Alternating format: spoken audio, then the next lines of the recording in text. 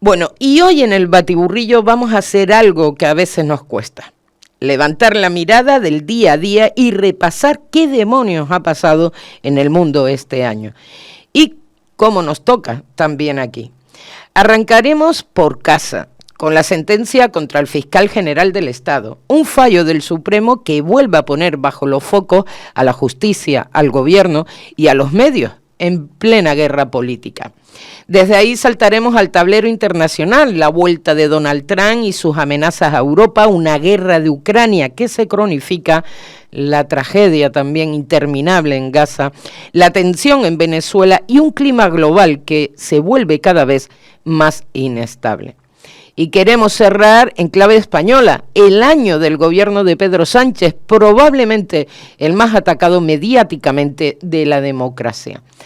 Para poner orden en todo esto nos acompaña nuestra compañera Vanessa Ramírez, con la que queremos hacer un repaso pausado, crítico y con contexto de lo que ha sido la actualidad de este año y también, cómo no, lo que puede venir.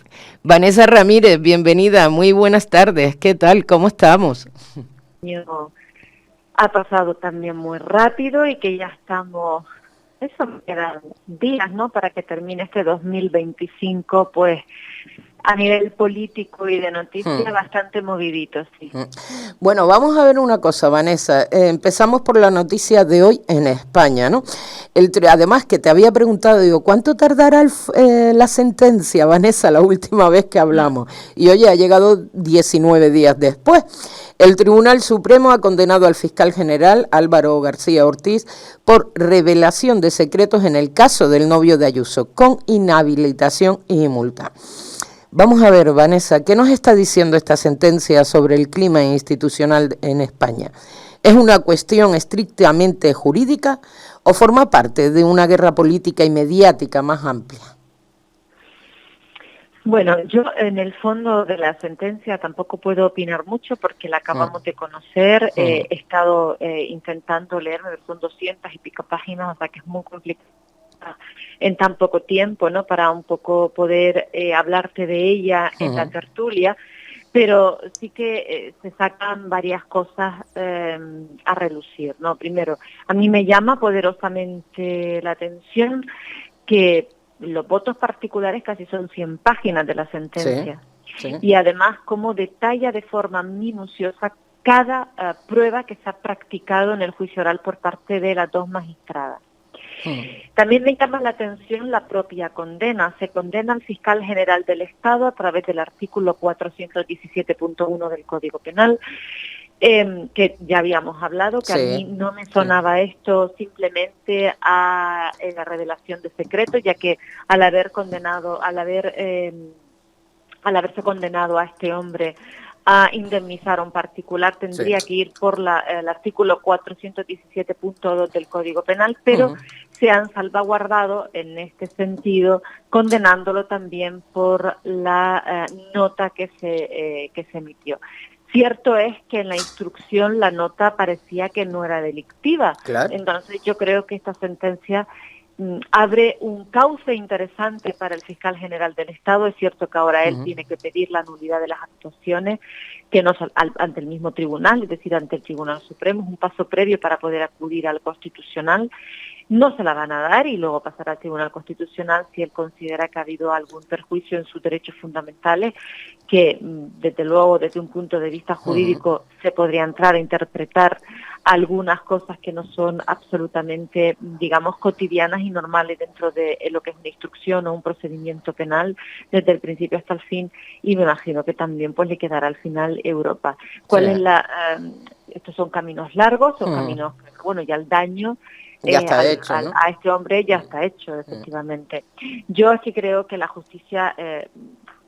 hay que recordar que esta sentencia crea jurisprudencia, cosa muy importante, porque se ha abierto un baúl quizás un poco peligroso, ¿no?, en lo que con lo que tiene que ver, ¿no?, con la justicia y la política, separación de poderes, incluso con la propia instrucción de un procedimiento.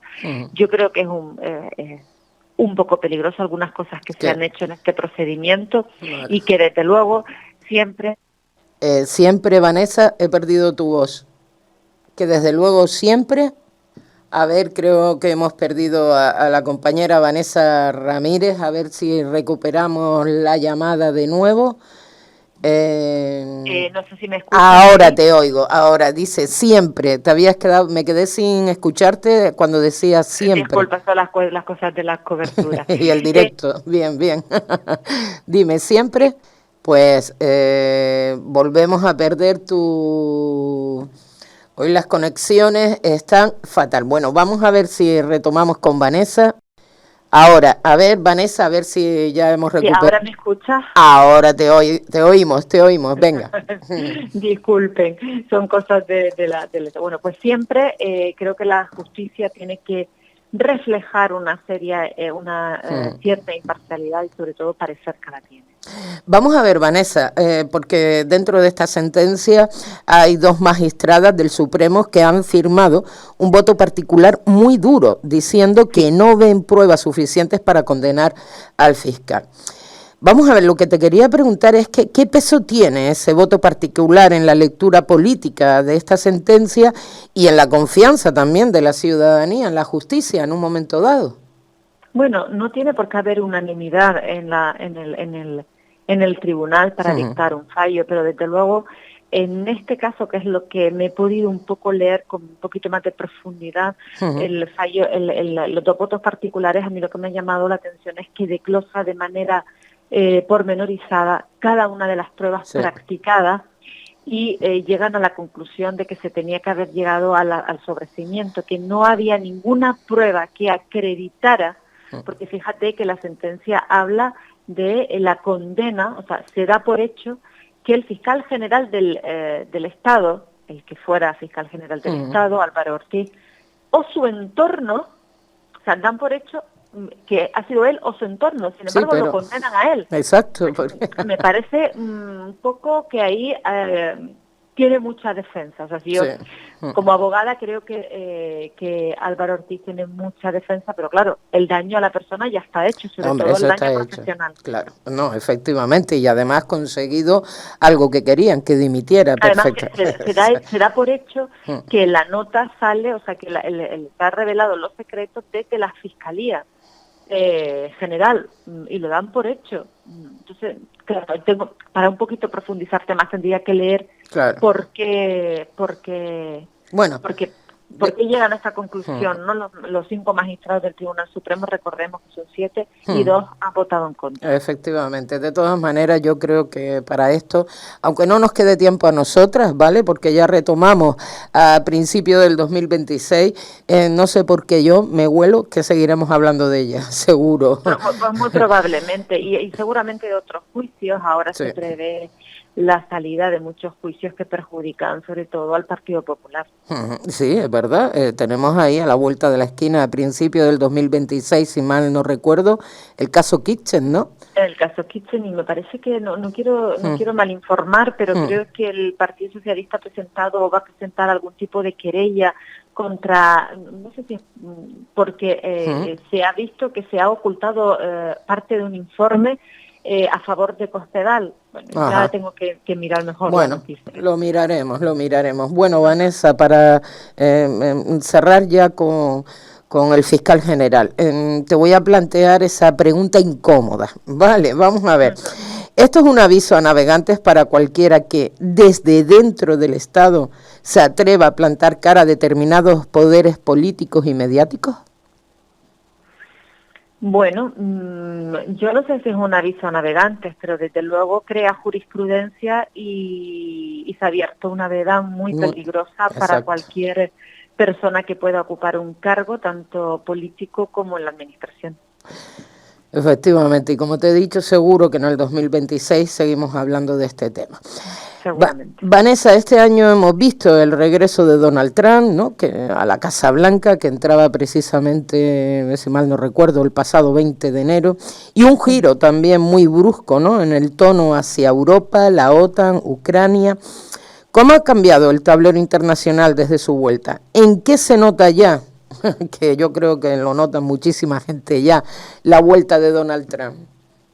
Bueno, se ha notado bastante y los efectos se ven bastante. Fíjate cómo los propios estadounidenses pues están arrepintiéndose de haber votado al Partido Republicano, no por el Partido Republicano, que no que ha existido toda la vida en Estados Unidos, pero sí por darle el poder a Donald Trump, porque al final quien lo paga son los ciudadanos de a pie.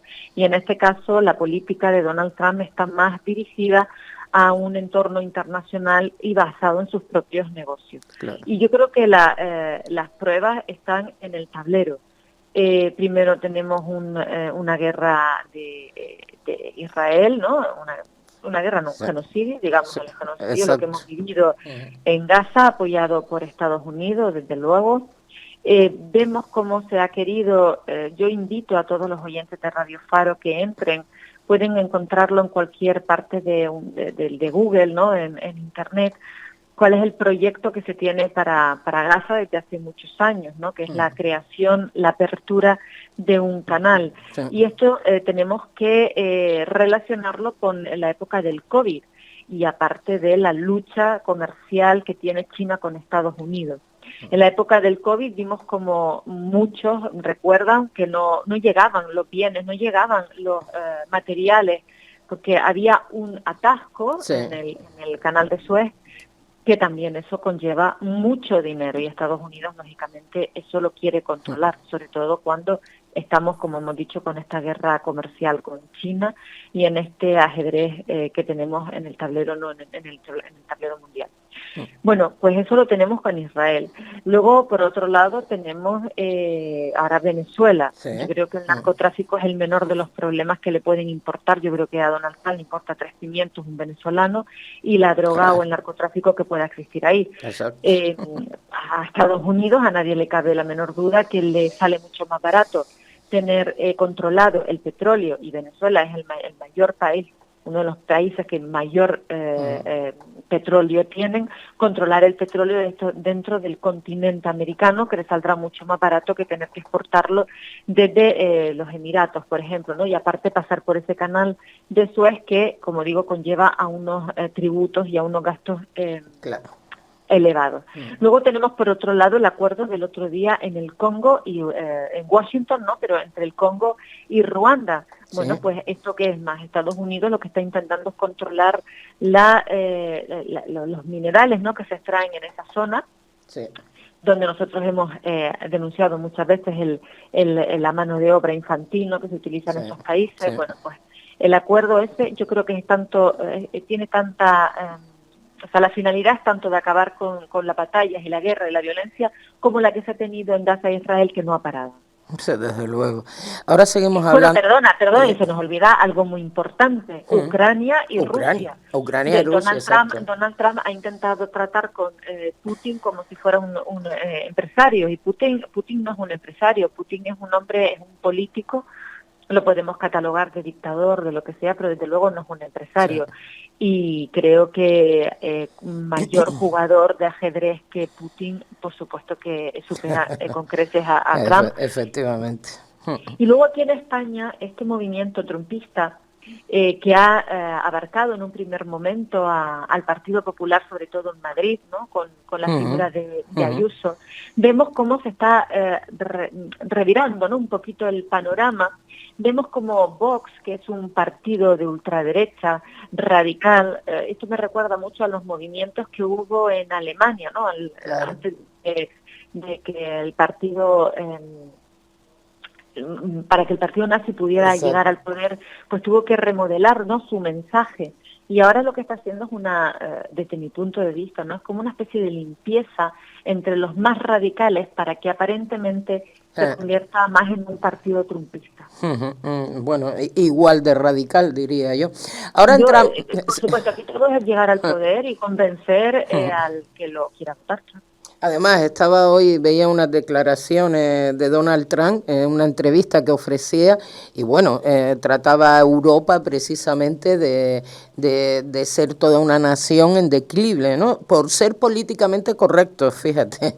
Bueno, y hablando... Sí, pero Donald Trump utiliza y quiere jugar, y por supuesto es interés de Estados Unidos debilitar a Europa, pero Europa está dándole toda la razón, está salvo a esta semana que parece que se ha enfrentado en alguna, Antonio Costa, ¿no? Ayer en unas declaraciones, ayer o antes de ayer, no recuerdo bien, para enfrentarse a Estados Unidos, pues oye, la Unión Europea está Sí. pareciendo muy débil ante un tablero, y permítanme otra vez utilizar la analogía, ¿no?, de un tablero de ajedrez, pues parece que somos los peones. Efectivamente. Bueno, y ahora precisamente también te iba a preguntar, ¿no?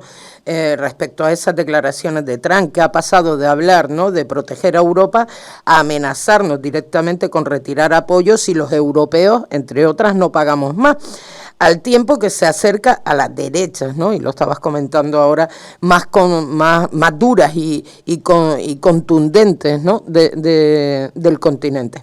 Vamos a ver, Vanessa, ¿hasta qué punto Europa ve hoy a Estados Unidos como un socio imprevisible e incluso como un riesgo para nuestra propia seguridad? Es que si no lo ve, debería verlo, porque ahora mismo Estados Unidos no es un socio fiable. Claro. Ahora mismo no es un socio fiable. De hecho,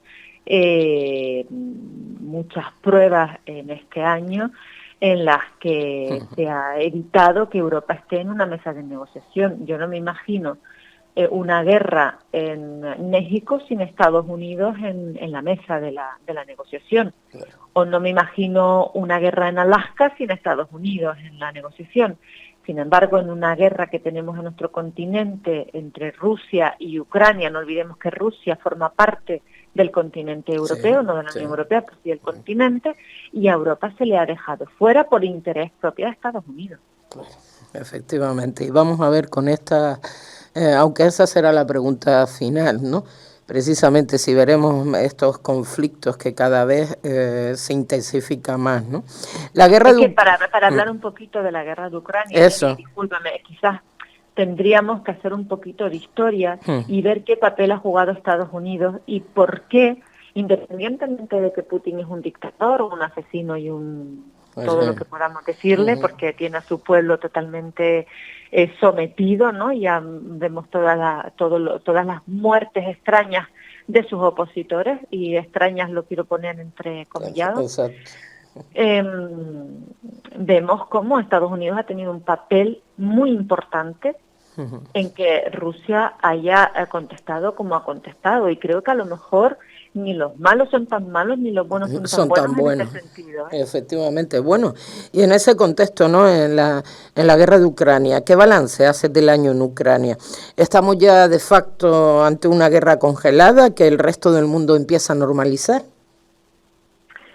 Aparentemente parece que estamos en ese escenario, ¿no? Que parece que se ha normalizado, ¿no?, la guerra. De hecho, prácticamente nadie te habla de la guerra de Ucrania. Sí, sabemos que está ahí, pero desconocemos o no somos conscientes de los efectos que están teniendo nuestro día a día. Y bueno, sí, nos quedamos con que hay una guerra, pero está ahí. Pero dígale a un ciudadano de Kiev si hace 3 años o 4 años esperaba tener bombas en su ciudad. Es verdad. Estás perdiendo un poco la cobertura, Vanessa. A ver. Pues no me he movido, ¿eh? Ahora, ahí está. ¿Se puede dar un salto? ¿Llegaremos al final de esa guerra, Vanessa, en este 2026? ¿O se va a enquistar durante más años este conflicto? ¿Tú qué opinas? Pues depende un poquito de la posición, desde mi punto de vista, dependerá un poquito de la posición que adopte la Unión Europea. Ahí estoy perdiendo tu cobertura, un poquito de vista de cómo va a ser la postura de la Unión Europea. A ver si te oigo mejor ahora. Espera un momento, mira, estoy aquí en el no sé por qué no tengo cobertura, tiene que ser algo extremo. Vale, a ver, porque... No sé si ahora me escuchas mejor. Ahora fantástica. Vale, perfecto. Vale, pues que yo creo que tiene un papel importante la Unión Europea y que dependerá mucho de su papel para que esto continúe. En cualquier caso, creo que ya hay partes de Ucrania que desde luego se le van a entregar a Rusia, se va a perder, pero es que si dejamos que Estados Unidos no solucione el problema, no solucione, y vuelvo a entrecomillar, solucionar, cuando aquí Estados Unidos sabemos que soluciona para sus propios intereses. Exacto.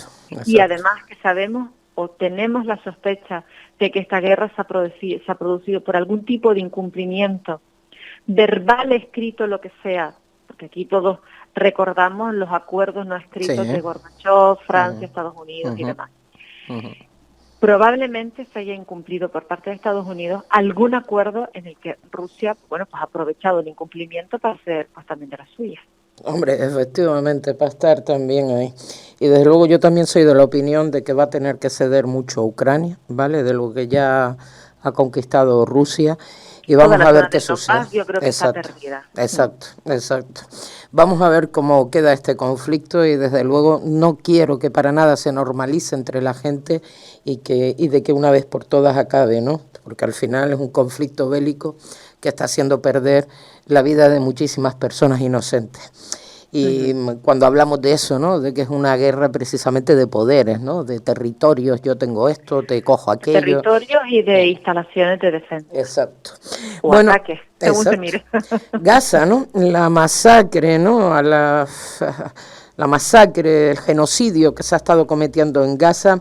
Ahora hemos visto precisamente uno de los años más duros para Gaza, ¿no? Ofensiva, destrucción masiva, altísimos niveles de víctimas civiles y aún una especie de ni guerra ni paz, ¿no? Porque hay un alto el fuego, pero bueno, hemos seguido viendo los ataques, ¿no? Que no acaba de resolverse. ¿En qué punto real está ahora mismo el conflicto a día de hoy y que ha cambiado en la opinión pública internacional respecto a Israel y Palestina, Vanessa? Bueno, yo te voy a decir, el otro día estaba viendo, yo creo que el día a día de los palestinos no ha cambiado. Exacto, es verdad. Yo creo que el día a día de los palestinos no han cambiado. Prueba de ello, unas imágenes hace 2 o 3 semanas donde había 2 chicos palestinos que estaban dentro de una especie de garaje, estaban desarmados y fueron acribillados a tiros. Sí, horrible, es verdad. Entonces, que el día a día no, hay ataques, lo que ya no sale continuamente en los medios de comunicación y tú sabes cómo funciona esto. Sí. Si la población no tiene conocimiento o no lo ves en los medios de comunicación, pues tienes la sensación de que ha parado. Sí. Pero yo creo que no ha parado. Y por cierto, en este sentido, muy contenta y muy orgullosa de que nuestro país, aunque sea algo insignificante, que no es insignificante económicamente hablando para Europa, ni para las empresas que colaboran y ejecutan, no Eurovisión, que se haya salido de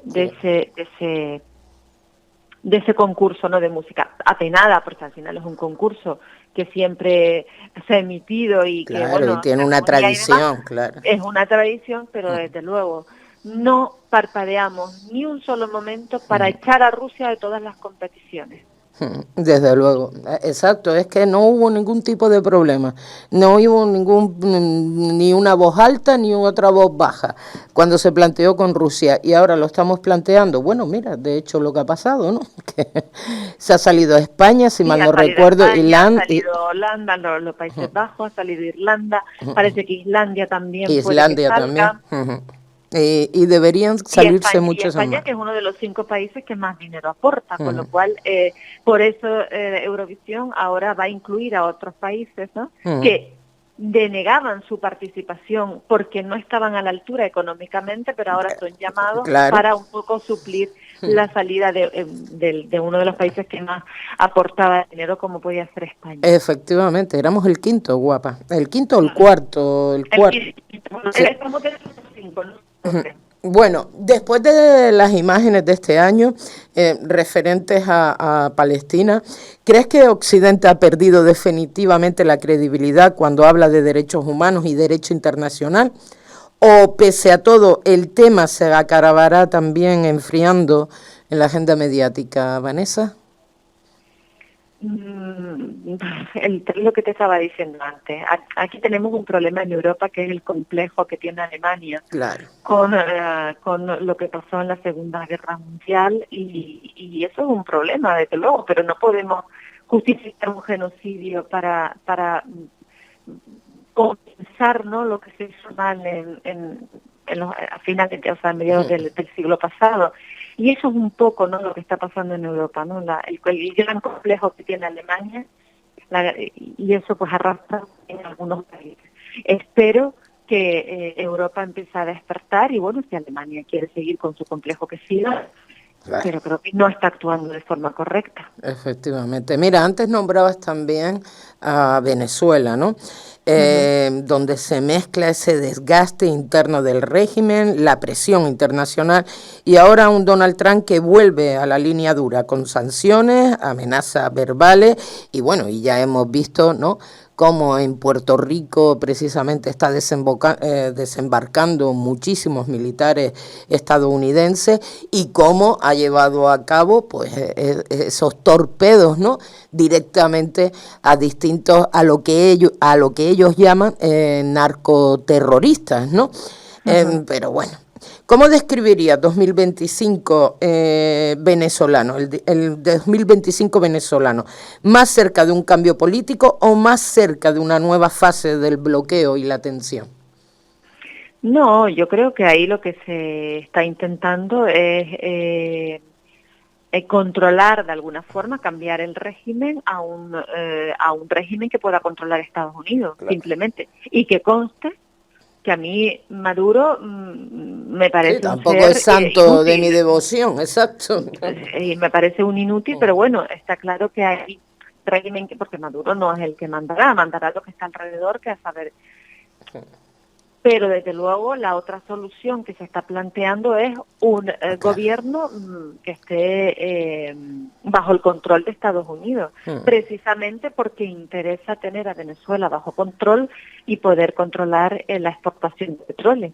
Claro, sí, porque no es por otra cosa, porque no se mete en Colombia, ¿no? El mayor exportador en un momento dado de cocaína. No importa, ¿no? O sea, claro, no importa, como tampoco importa otros países. O sea, se han ido, por mucho que quiera buscar desesperadamente el Premio Nobel de la Paz, bueno, es un absurdo, claro, lo que está haciendo es estratégicamente moviendo dónde está el dinero y dónde está el negocio, en los canales, en los minerales, claro, y en el petróleo. Y controlarlo precisamente desde Estados Unidos, dar lecciones a Europa de lo que es la libertad y la democracia.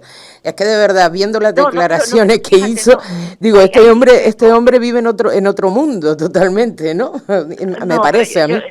Yo no creo que este hombre esté dando lecciones de libertad ni de nada. Yo creo que a él le da exactamente igual, y la libertad que conoce Donald Trump es la libertad que se gestó en su torre, ¿no? En la torre de Donald Trump, claro, en la torre no creo que sí, pero vamos, que aquí también en España se está utilizando libertad como quiera, mafia como se quiera, feminismo como se quiera, o sea, se están desconceptualizando los conceptos propios, por ejemplo en el castellano, que tiene un vocabulario rico y aparte es muy claro en las definiciones de las palabras.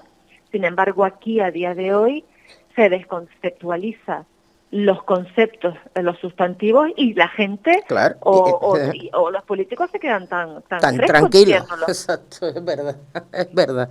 Esto, vamos a ver, y este año Trump ha vuelto a señalar, como te estábamos hablando también antes, ¿no? Estábamos hablando de Venezuela, que desgraciadamente creo que comenzará más antes que tarde ese conflicto, lo va a hacer, y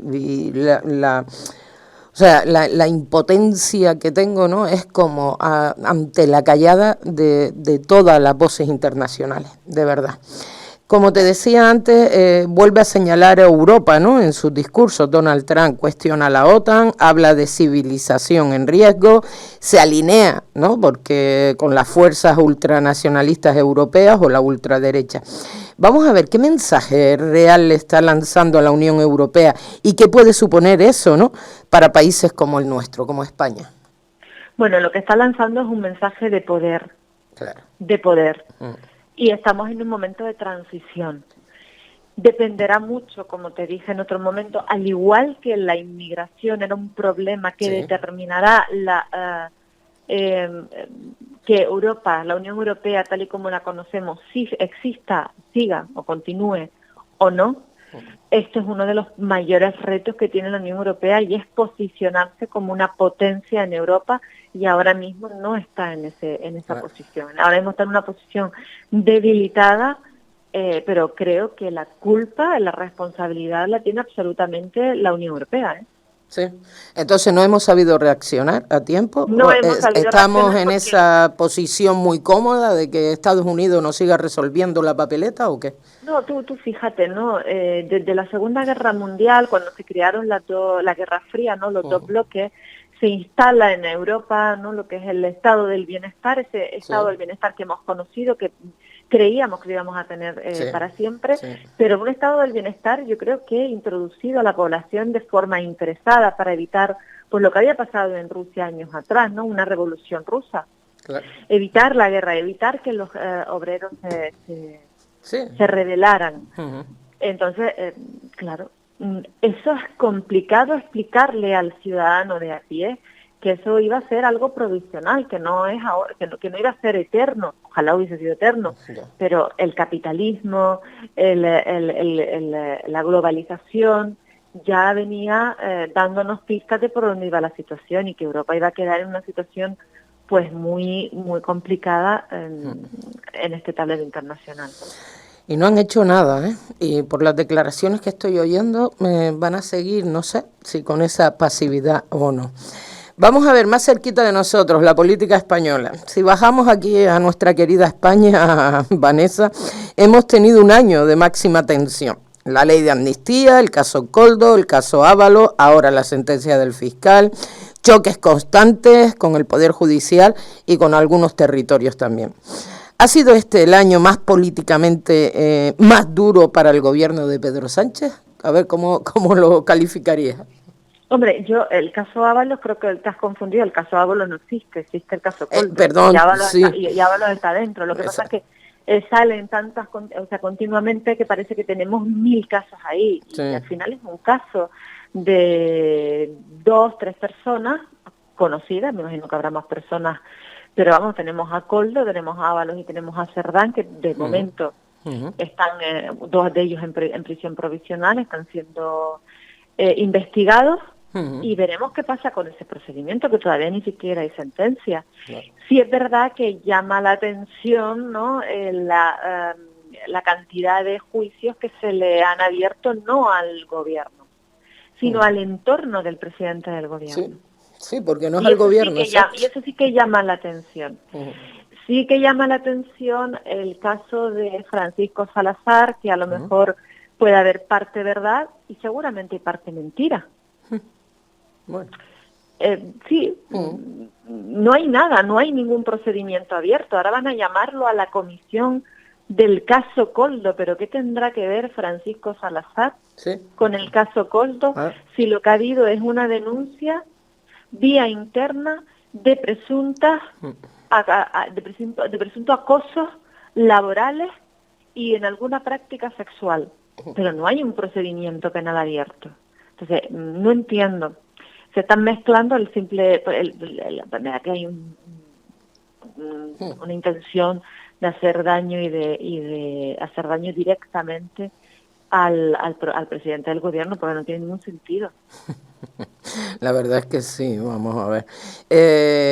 ¿Ha sido políticamente el año más duro de Sánchez o todavía nos queda el próximo? Vanessa, ¿tú qué dices? A ver, respecto a eso. Yo no sé si ha sido el más duro, porque yo no estoy con él todos los días, pero desde luego seguramente fácil, no está haciendo.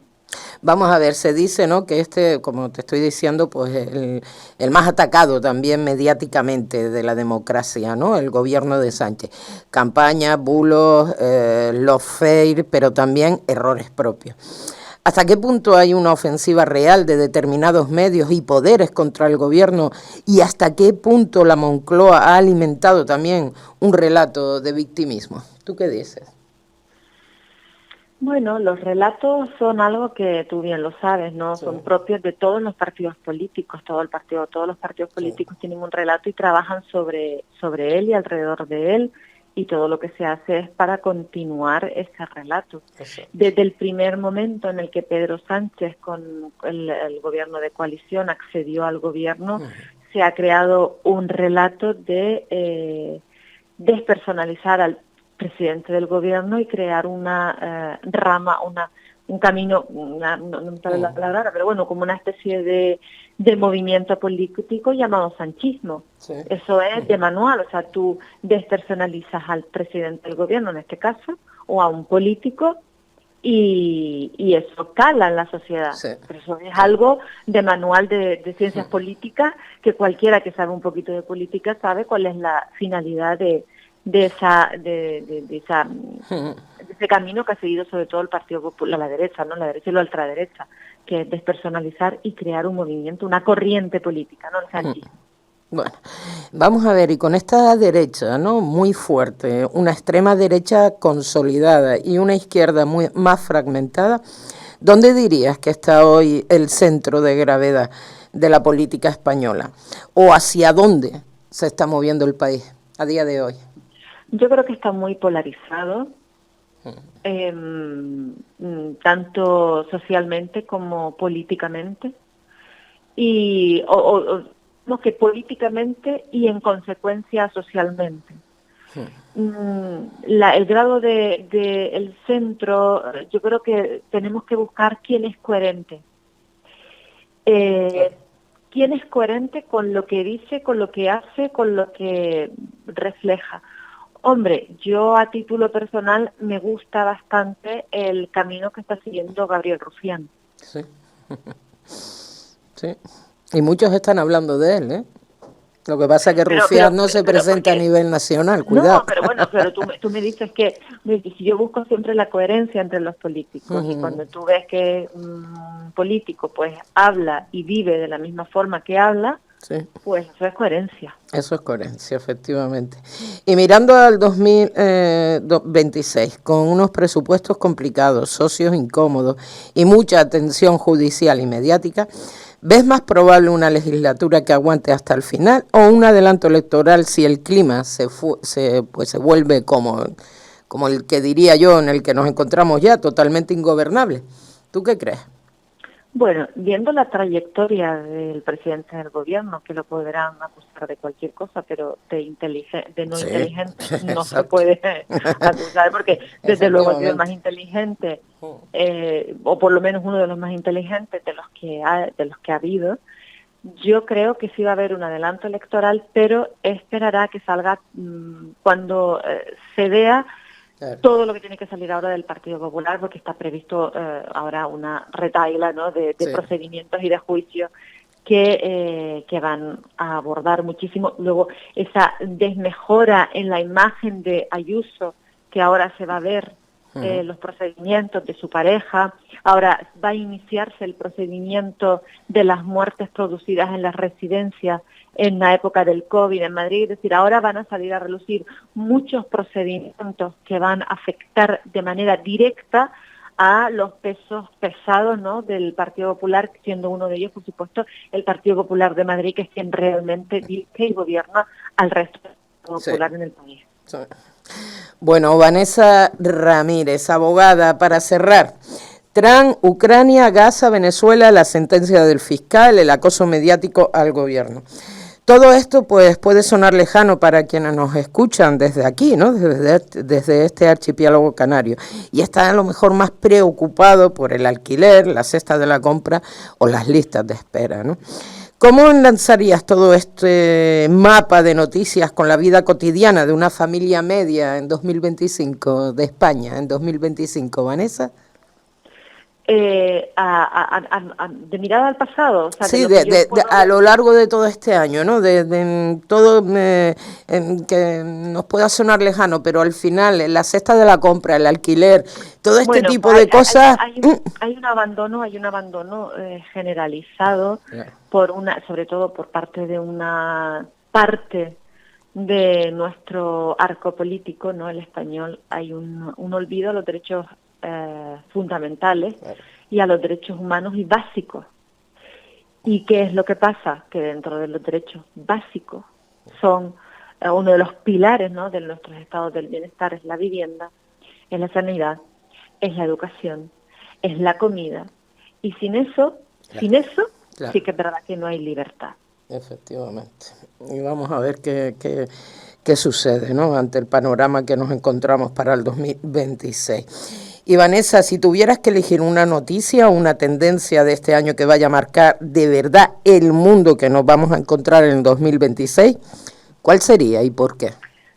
Yo no sé qué noticia va a marcar, desde luego Donald Trump marca muchísimo la guía de lo que va a pasar en el mundo, pero a mí personalmente lo que me ha hecho apagar muchas veces la televisión de la sensibilidad que me ha transmitido es el pueblo palestino. El palestino, ¿verdad? La verdad es que sí.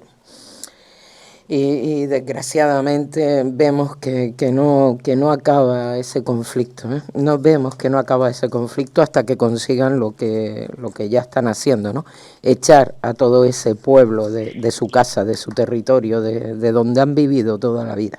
Y con respecto a Canarias, si me lo permite, sí. Con respecto a los canarios, pues yo pediría a cada uno de los canarios que no olvidemos nuestras raíces, de dónde venimos.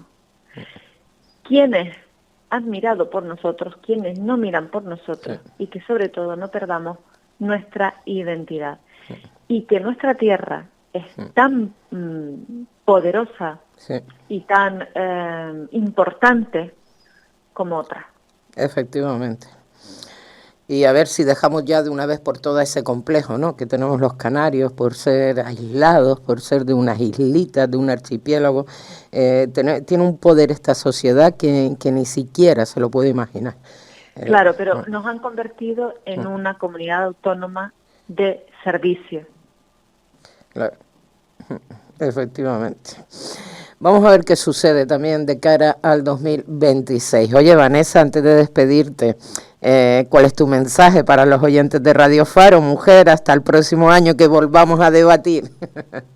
Pues a mí me encantaría que siguieran escuchando la radio, que la radio es el medio de comunicación más bonito, más real. Todos son muy reales, pero la radio para mí yo le tengo bastante cariño, será porque empecé con 15 años en ella y imagínate tú que si me permiten la expresión, las mamado desde que abriste los ojos, ¿no? Pero yo lo que pido es que hay que leer muchísimo. Muy bien.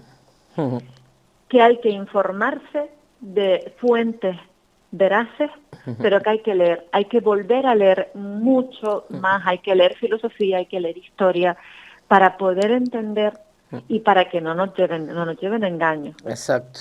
Y sobre todo no cometemos algún tipo de error precisamente por esos engaños, por esa mala información que nos están haciendo llegar. Y es de una manera masiva, increíble.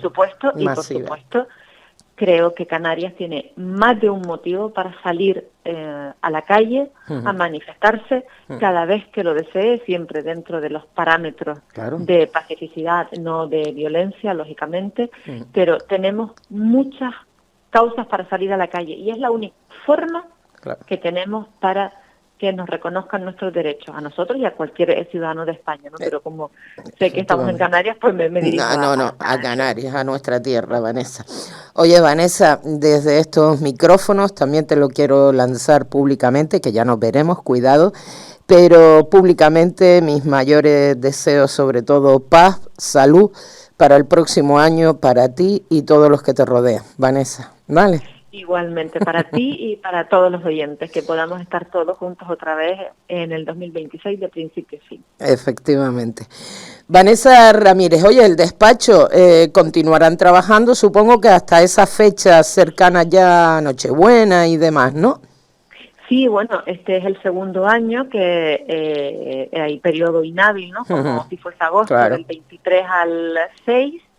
Y bueno, pues el despacho, los juzgados no trabajan, o sea, mayoritariamente no trabajan y el despacho pues tendrá unas pequeñas vacaciones que también no merecemos. Sí, para prepararte judicialmente para el año que viene. Para preparar con nuevas cosas que siempre estamos trabajando para mejorar los servicios, para mejorar la atención, para mejorar el conocimiento, la especialidad y que nuestros clientes estén siempre contentos, pues siempre mejorando, y alguna sorpresa que otra tendremos para el 2026. Bueno, pues ya me la contarás aquí en antena, ¿vale? Sí. Vanessa Ramírez, lo dicho, muchísimas gracias por el análisis del día de hoy. Además me ha hecho recordar cosas que ya tenía en el tintero, ¿vale? Y creo que son de importancia recordarlas también a los oyentes lo que ha sido este año. Lo dicho, muchísima salud para el próximo año, muchísima felicidad y lo seguimos contando todo aquí, Vanessa. ¿Te parece? Felicidades a todos, por supuesto. Saludos, buena tarde. Igualmente.